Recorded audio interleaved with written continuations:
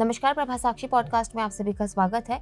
आज के इस पॉडकास्ट में बात करेंगे कि लोन मिला, ड्रोन मिला, आतंक निरोधी अभियान का मॉनिटर भी बना, यूएस की बैन लिस्ट से भी बाहर, मोदी को क्या संदेश देना चाह रहे ट्रंप। तो आइए सुनते हैं आज के इस पॉडकास्ट को। लेकिन उससे पहले अगर आपने हमारे चैनल को सब्सक्राइब नहीं किया है तो जरूर कर लें, ताकि आप रोज ऐसे ही इंटरेस्टिंग और जानकारीपूर्ण पॉडकास्ट सुन सके। पाकिस्तान को लोन भी मिला और अपने मित्र देशों से ड्रोन भी मिला, लेकिन ये सब चल ही रहा था कि पाकिस्तान को संयुक्त राष्ट्र की आतंक विरोधी कमेटी CTED का वाइस चेयरमैन बना दिया गया। इस कमेटी के सदस्य अध्यक्ष और उपाध्यक्ष का चुनाव करते हैं। उपाध्यक्ष का चुनाव 3 साल के लिए होता है। ट्रंप ने 12 देशों पर प्रतिबंध लगाया है, जिसके बाद अब इन देशों के नागरिक अमेरिका नहीं आ सकेंगे। इसमें पाकिस्तान नहीं है, जबकि इन देशों पर प्रतिबंध लगाने के कारणों में आतंकवाद भी है। व्हाइट हाउस की वेबसाइट पर घोषणा की हेडलाइन पर आप नजर डालेंगे तो उसमें लिखा है कि ऐसा अमेरिका को आतंकवाद से बचाने के लिए किया जा रहा है। लेकिन सबसे बड़ा सवाल यह है कि जब ट्रंप साहब ये लिस्ट बना रहे थे तो फिर उनकी निगाह में पाकिस्तान क्यों नहीं आया? ट्रंप ने 12 देशों पर क्या फैसला लिया और पाकिस्तान को इससे बाहर क्यों रखा?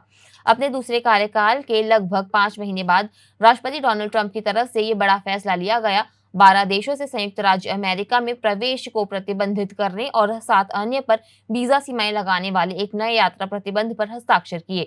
12 देशों में ज्यादातर मुस्लिम देश हैं। ऐसे में इस्लामिक देशों को वहां आने पर पूरी तरह की पाबंदी रहेगी। बैन की सूची में आने वाले देशों में ईरान, अफगानिस्तान, यमन, सोमालिया जैसे देश शामिल हैं। इसके अलावा इसमें म्यांमार जैसे कुछ गैर इस्लामिक देश भी शामिल हैं। लेकिन इस लिस्ट की सामने आने के बाद अमेरिका में खुद भी इसको लेकर चर्चा शुरू हो गई है कि पाकिस्तान का नाम इसमें शामिल क्यों नहीं है। अमेरिका की ओर से कहा गया है कि स्क्रीनिंग और वेटिंग जो अमेरिका में आने के लिए जरूरी होती है, ये इन देशों के नागरिकों के लिए संभव नहीं है, क्योंकि वहां पर ऐसी सरकारें हैं जो अमेरिका के लिए फ्रेंडली नहीं है या फिर वहां पर गृह युद्ध जैसे हालात बने हुए हैं। यमन, सूडान, लीबिया, म्यांमार में गृह युद्ध जैसी स्थिति बनी हुई है। ईरान को आतंकवाद को बढ़ावा देने वाली सरकार के रूप में माना गया है। अफगानिस्तान की तालिबान सरकार को लेकर भी अमेरिका की यही राय है। लेकिन वो पाकिस्तान, जहां दुनिया के सबसे बड़े आतंकवादी, अमेरिका का सबसे बड़ा दुश्मन ओसामा बिन लादेन पकड़ा गया था, वो इस लिस्ट में क्यों नहीं है? पाकिस्तान आतंकवाद का एक्सपोर्टर है। अभी भी दुनिया के सामने सबसे बड़े आतंकी पाकिस्तान में ही पाए जाते हैं, लेकिन फिर भी उसे ट्रैवल बैन की लिस्ट में शामिल नहीं किया गया है। आतंक पर UN के अभियान को लीड करेगा पाकिस्तान। अपने बंदर के हाथ में उस तरह वाली कहावत तो जरूर सुनी होगी, जिसका मतलब होता है कि किसी मूर्ख इंसान के हाथ में कोई शक्तिशाली हथियार या ताकत आ जाना। संयुक्त राष्ट्र में आतंक विरोधी कमेटी का उपाध्यक्ष पाकिस्तान बना दिया गया। UN ने ऐसा करके शहबाज शरीफ के हाथ में भी उस तरह पकड़ा दिया है।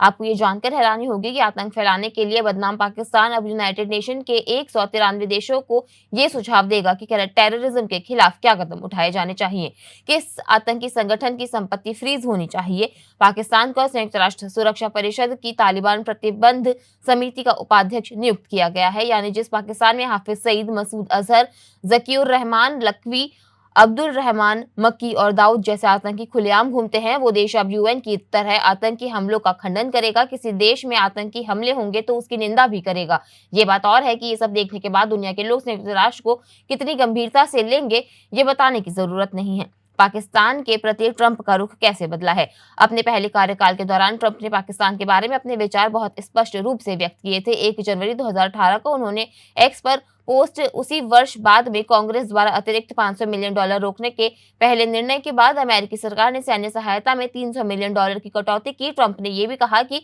अलकायदा नेता ओसामा बिन लादेन को छिपाने में पाकिस्तान की मिलीभगत थी। उन्होंने कहा कि लेकिन पाकिस्तान में सैन्य अकादमी की ठीक बगल में रहने के कारण पाकिस्तान में हर कोई जानता था कि वह वहां है। अप्रैल 2019 में आव्रजन और राष्ट्रीयता अधिनियम की धारा 243 के तहत वीजा प्रतिबंध लगाए गए थे। यह प्रावधान उन देशों के लिए आरक्षित है जो निर्वासन प्रक्रियाओं में बाधा डालते हैं। कुछ पाकिस्तानी अधिकारियों और सरकारी प्रतिनिधियों पर प्रतिबंध लगाए गए, जो पाकिस्तान के सहयोग के प्रति वॉशिंगटन के बढ़त असंतोष को दर्शाता है।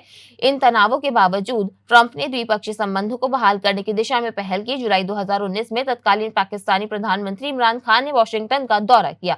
कैसे ट्रंप का हृदय परिवर्तन हो गया? अमेरिकी राष्ट्रपति डोनाल्ड ट्रंप के क्रिप्टो कारोबार की गूंज पाकिस्तान पहुंची है। रिपोर्ट्स के मुताबिक ट्रंप और उनके परिवार द्वारा समर्थित क्रिप्टो फर्मों का नया ठिकाना अब पाकिस्तान बनने जा रहा है। इस कंपनी की कमान खुद PM शहबाज शरीफ के बेटे सलमान शहबाज के हाथों में होगी। दुबई में बनी एक सलमान शरीफ संदिग्ध ब्लॉकचेन फर्म हाईलैंड सिस्टम्स के जरिए यह सारा नेटवर्क खड़ा किया जा रहा है। हाईलैंड सिस्टम्स की मदद से पाकिस्तान सरकार ब्लॉकचेन और क्रिप्टो माइनिंग माइनिंग तकनीक विकसित करेगी। कंपनी में ट्रंप के बेटे एरिक ट्रंप और पाकिस्तान के टॉप मिलिट्री कॉन्ट्रैक्टर्स भी साझेदार हैं। दरअसल ट्रंप के करीबी निवेशक और क्रिप्टो लॉबी पहले से ही अमेरिका में रेगुलेशन की सख्ती से नाराज है। ऐसे में वे ऐसे देशों की तलाश में है जहां नियम ढीले हों और सत्ता के साथ तालमेल हो। पाक इस समय गढ़ बनकर उभरा है। आर्थिक अस्थिरता व सरकार की अमेरिका के साथ संबंध सुधारने की तत्परता जैसे कारण पाक को ट्रंप के कुनबे के लिए क्रिप्टो हब बनाने के लिए एक आदर्श देश बना रहे हैं। बता दें कि शहबाज सरकार क्रिप्टो को वैध करेंसी के रूप में मान्यता देने की भी योजना बना रही है। इस साझेदारी को दोनों पक्षों में सार्वजनिक रूप से समर्थन दिया है। इस्लामाबाद में WLF के प्रतिनिधि मंडल ने स्टीव विटकॉफ के बेटे जैचरी विटकॉफ शामिल थे, जो वर्तमान में मध्य पूर्व अमेरिका में विशेष दूत के रूप में कार्य करते हैं और डोनाल्ड ट्रंप के जाने माने सहयोगी हैं। पाकिस्तान के सेना अध्यक्ष फील्ड मार्शल असीम मुनीर ने व्यक्तिगत रूप से WLF प्रतिनिधि मंडल का स्वागत किया। इसके बाद बैठकों में प्रधानमंत्री शहबाज शरीफ, उप प्रधानमंत्री इशाक डार और रक्षा एवं सूचना के लिए जिम्मेदार वरिष्ठ मंत्रियों सहित प्रमुख सरकारी हस्तियां शामिल थी। इन बैठकों के पैमाने और दृश्यता से पता चलता है कि यह कोई साधारण वाणिज्यिक समझौता नहीं था।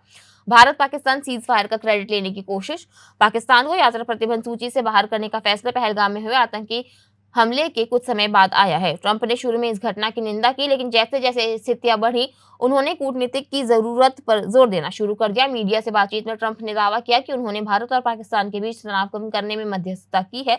फॉक्स न्यूज से बात करते हुए उन्होंने कहा कि वे शानदार लोग हैं और बेहतरीन उत्पाद बनाते हैं। उन्होंने कहा कि व्यापार उनकी वार्ता में एक महत्वपूर्ण कड़ी थी और उन्होंने सैन्य अभियानों को रोकने की जिम्मेदारी ली। हालांकि भारत ने इस आरोप को नकारते हुए कहा कि कार्रवाई में रोक लगाना स्वतंत्र रूप से लिया गया एक सामरिक निर्णय था। विदेश मंत्रालय ने स्पष्ट किया कि व्यापार किसी भी द्विपक्षीय वार्ता का हिस्सा नहीं है और कहा कि यह भारतीय हथियारों की ताकत थी जिसने पाकिस्तान को युद्ध विराम के लिए मजबूर किया। आज के लिए इतना ही। अगले पॉडकास्ट में किसी और मुद्दे पर देंगे आपको विस्तृत जानकारी। तब तक के लिए जुड़े रहें प्रभा साक्षी के साथ।